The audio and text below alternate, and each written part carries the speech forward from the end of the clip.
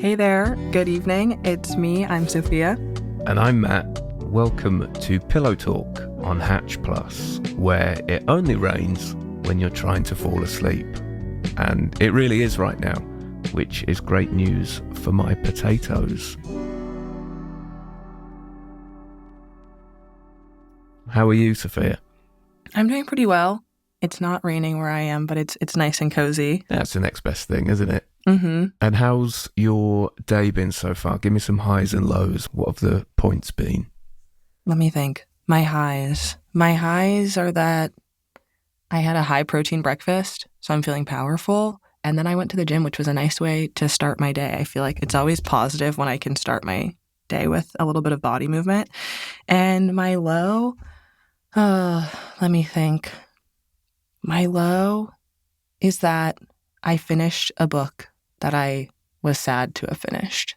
Oh, I hate that feeling. But I started a new one, so we're on to the next. How long does it take you to sort of transition to the next book? Because I get I'm hesitant to commit to a new one after I've finished the old one. I feel like I move quickly because I'm chasing the high. Sometimes I'll stop a book and essentially just go straight into the next one. But you have to recover a little bit.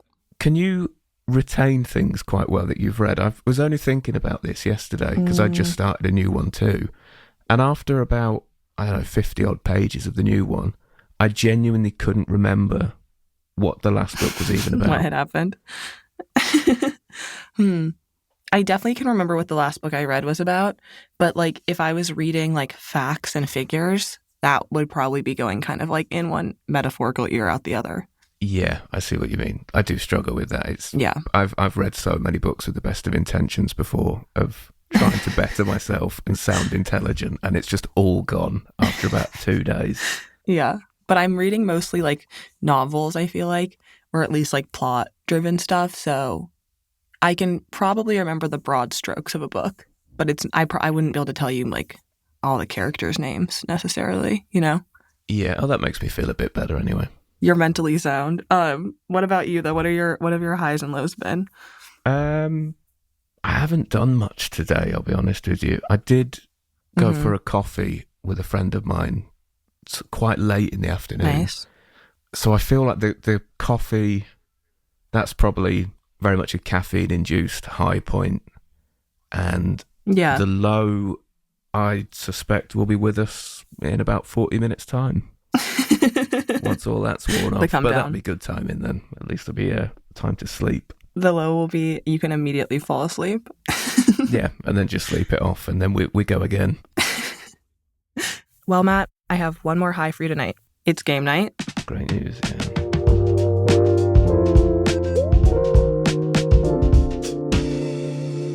And we are going to start with Never Have I Ever. You know the rules. We both have to put 3 fingers up and we'll switch off saying things that we've never done until one of us runs out of fingers. And I will go first. Okay. Never have I ever successfully learned a second language. How do you define successfully? I could not have a conversation with someone in another language. Right, okay, yeah, same. Period. Fingers down, yeah. Okay. What was like getting you stuck? What language have you somewhat successfully learned or somewhat unsuccessfully learned? Well, I did do French at GCSE level, which is like, I don't know what the equivalent is for you, but when I guess you're 16 maybe, and I got a B in that, which is reasonably competent, but I also definitely don't speak it. And I did a year on Duolingo for German, but again, I can do minor pleasantries. Yeah, I mean, I took Spanish for like probably 12 years, and I don't know how to speak it. 12? What were you doing for 12 years? I don't know. Like in elementary and middle school where I went, they just like had you learn Spanish, like you had Spanish class, and I don't know. I know that there were kids who were retaining it. This kind of comes back to what we were talking about earlier. I know there were kids that were retaining it way better than I was. But I just wasn't. And then in high school, I had to take, I think, 2 years of a language, and I took Spanish again, and it did not. But I certainly wasn't applying myself. To be fair, I do think applying yourself when you're learning a language, really what that means is move into that place and actually speak in that language all the time. Yeah. I kind of feel like that's the only way that I would ever be able to learn a language is if I fully immersed myself. Even then, I still think I'd lean back on the stereotypical British trait of just talking loudly and slowly in English. Well, I was thinking maybe you had learned a second language because I feel like people in the States do not speak more than one language, and that is not really like as common in other countries, I would say. I feel like in Europe it's more common to speak a second language than it is. It definitely is for the rest of Europe, for sure. But yeah. I think probably you guys... Britain and America are in the same boat with that. We got that from you guys. Well, yeah, I mean, technically, yeah, it all comes back to us. I take full responsibility. Yep. I apologise. Yep. So my first one that I've got, it's a comedy-based one. Never have I ever left stage early. Oh, like ceded your time? Yeah. I don't think I've done... Maybe I'm trying to think. There's been plenty of opportunity. Like, if there's been, like, a really ropey gig, it's been going horribly. I know. Well, sometimes you want to really bad. Sometimes I'm up there and I'm like, when are they going to give me the light? Because this feels like it's been 30 minutes and you're telling me it's been less than 10? I can't believe you. Oh, totally. If anyone who says that living forever is impossible has never tried to do 20 minutes in, like, Glasgow on a Saturday night. Yep. That feels like eternity. I don't think I've left the stage early. I can't think of a time that I've done it. But yeah, I certainly have wanted to. It really, sometimes you're like, wow, this is going on for an eternity. Well, that's so two consummate professionals then. Yeah. If I'm like, you book me and just know, no matter how terribly I'm doing, I'll ride it out. I don't know if that's a good or a bad thing. You will get the full contracted time of awful stuff. Yep. Don't worry about it. Yes. Okay, I'm going to do one kind of similar. Never have I ever, like, run the light. Do you guys say that? Yeah. I'll explain it because I feel like maybe that's a bit inside baseball, but it's like during a set, if you get the light, which is like you have a minute or two left, running the light means that you really are not paying attention to that and you're just like, I'm having fun and I'm going to keep going despite it all. And I'm so like anxious. I'm like, I feel bad doing that, but I respect you if you've done it. It's quite a self-indulgent thing to do, I think, isn't it? Yeah. But I don't have the self-confidence, I don't think. Even if I'm having the greatest night of my life and I look at my watch and it's done, I'm off. I just think, great, we got away with it. I'm not going to give myself any more opportunity for it to not be good. It also feels good to end on a high because I'm like, what if I keep going and it gets worse somehow? Yeah, but I see loads of people do it, and there's a reason for that old show business saying of leave them wanting more. There's so many times I watch someone and I just think, I wish you'd left me with less. Yeah, and I'm always like, a comedy show can frequently be way too long and it can almost never be too short. I couldn't agree more with that. How about this? Never have I ever had matcha. I don't have a clue what it is. I keep seeing it everywhere, like in Starbucks and places like that. I don't know what it is. I've never had it though. I've had matcha. It's like you have this green tea powder, and I used to work in a tea room actually, so I've had it and I've made it a bunch. And it's a green tea powder that you dilute in warm water, and you whisk it a lot, and then you can make like a matcha latte and put that over milk, or you can just have normal plain matcha, no latte with water. What does it taste like? It just tastes kind of like green tea, but people say they like it because this might help you with what you were saying earlier about the caffeine thing. It's like a slower release of caffeine or something, so you don't get as like jittery. And it's more of like a smooth, even level of energy that it gives you is what people say. I like the taste, though. I think it tastes good. It sounds like it's just taking the fun out of drinking coffee. The high highs. Yeah. I'm all about the high highs and the low lows. I don't want to be on an even keel. And also, I think the problem is it's so associated with like a colour now. I see like paints and stuff that are called. So now I associate it with like a tin of paint or, like wallpaper. Yeah, there's definitely been like big matcha. Yeah, Blame Big Matcha. Matcha? We're saying it with different accents. Oh, okay, yeah. So if I go into Starbucks tomorrow and ask for a matcha, they'll probably look at me strangely.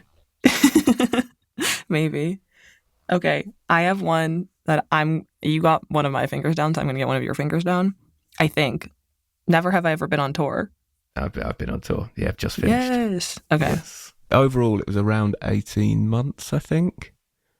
But oh my gosh. With little breaks. That is so much longer than I ever would have thought you were going to say. Wow. I'm not saying there was lots of audience. They were just very spread out. Wow. And that was a headlining tour? Yeah, so that was my first headlining tour. How about you? Wow. Did you tour this year? No, I said I've never done it. Oh, you have, of course. The game. Never have I ever. Yes. One day. I don't know if that's like a goal of mine or not. It seems tiring. It's actually, and I'd be hesitant to moan about it just because I've got mates who do actual jobs. And if I come back and say, yeah, I'm not going out for beer, I'm exhausted. Like, are you really? Yeah, working an hour a night. Yeah. So yeah. I don't like to, but it is quite emotionally, it's very up and down. So it's sort of emotionally and mentally tiring more than physical. But yeah, they say it's a bit lonely. Yeah, I don't know. Maybe one day I'll go on tour. You should. I think you'd love it. I'll pack arenas. You could pack arenas, have a couple of openers so that you've got people to hang out with. Yeah, you did that, I'm assuming. You got to bring a buddy. Yeah, definitely. I don't think I'd be able to do it on my own. So I've got one of your fingers down so far. Yes.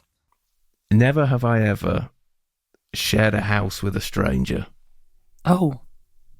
I'll put my finger down. Depends on how you define stranger, but I've had roommates where it's like I barely know you. I know you through someone, but I don't know you really.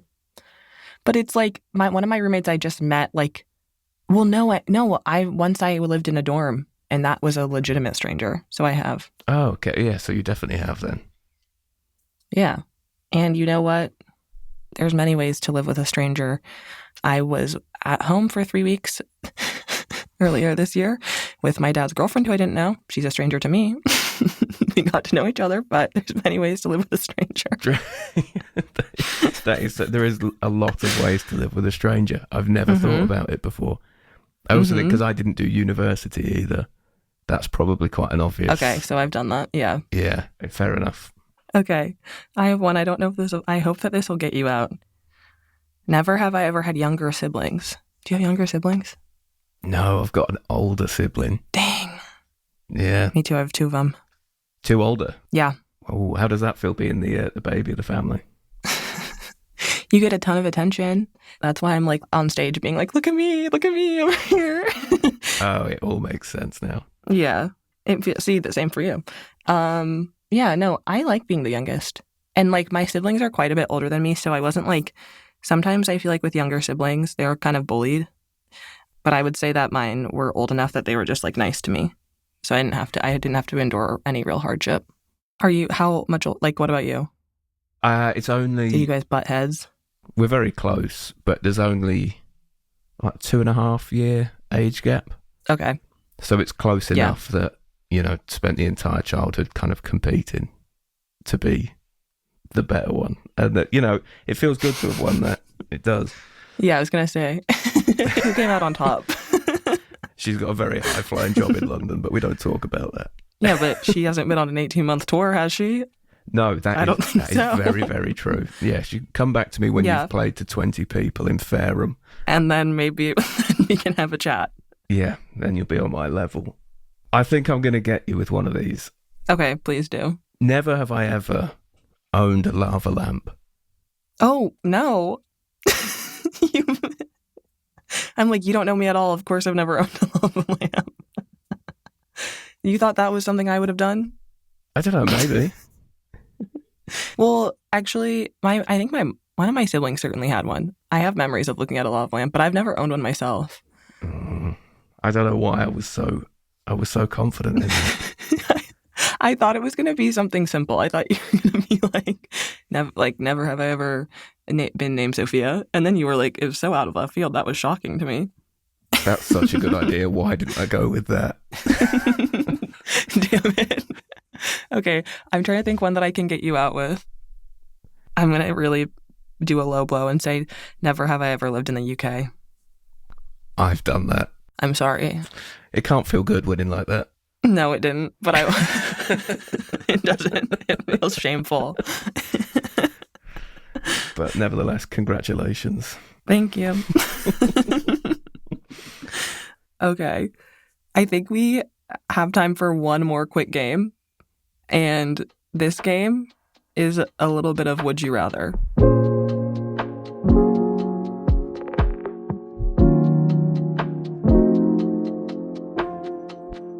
I have one for you. Go on. Okay. Would you rather end every phone call with I love you on accident or accidentally call your partner the wrong name during a fight? I do think the consequences for the wrong name would be way more dire than the phone call. Right? Yeah. I think that's... Yeah, I think you could say... you could get away with saying I love you to most people. You can play that off. You know, like just a quick love you, bye, done. Yeah. It'd become like your signature, first of all. And no one would be mad at you about it. Whereas I think that, of course, your partner would be mad at you for calling them the wrong name. I think she'd be really annoyed about that. But I don't really know what sort of wrong name. Like, I've not really... Because I've been with her for like 9 years now, so... Okay. So the only other people that I've argued with really are like mates of mine. So if I accidentally called her Steve or something, it might actually diffuse the situation. Yeah. Or it could be it could be a way out too. You could be like, look, I was actually never even mad at you. I was just mad at Steve. Yeah, I'm sorry for taking it out on you. This is entirely Steve's fault. Yeah. We should both be angry at him. Leave me alone. Mm-hmm. Exactly. I still think I'm going to go with the phone call. Me too. I think it's probably better. Yeah, I think the phone call is the safest one, I think. I've got one for you. Yep. Would you rather date someone who only quotes Marvel movies or someone who only watches Minions? That is actually brutal. That feels so bad. Wow. Both sound really annoying. Both of those people I do not want to date. Just gonna say that. Wow. Well, I kind of have like questions where it's like only watch Minions movies or just like you don't even watch TV or like anything. It's just like you open TikTok and it's just like Minion clip, Minion clip, Minion clip. I have to pray to God it's movies. Yeah, I reckon. So if you're dating them, basically every single date they'll say, shall we go to the cinema? And you'll go, oh God, to see what? And they'll go, Minions. And you go, yeah, of course. Wow. And it's that every single, I reckon Thursday, Friday, Saturday night, that's your life. Okay, then I feel like I have to do the Marvel quotes because it just seems less time consuming. It's like, to quote a Marvel movie, a throwaway sentence, right? Where you say it and then we're moving past it. A Minion movie, it's like, that is hours of our life. Also, the thing about it, I'm not going with you. I will go see one or two and then we're done. So that is hours of their life that they are devoting to that. It's definitely less time consuming. That is true. But how do you establish a real meaningful relationship? I do not want to date either of these people. You can't have a proper relationship built on Marvel quotes. I know, and I'm afraid that they'd be saying it like it's deep. They're like saying something and they're like, that was Captain America. And I'm like, no. I think I'm going to stick with my guns of the Marvel movie. I just can't stress enough that I really don't want to date either of those people. But if I had to... Which you do.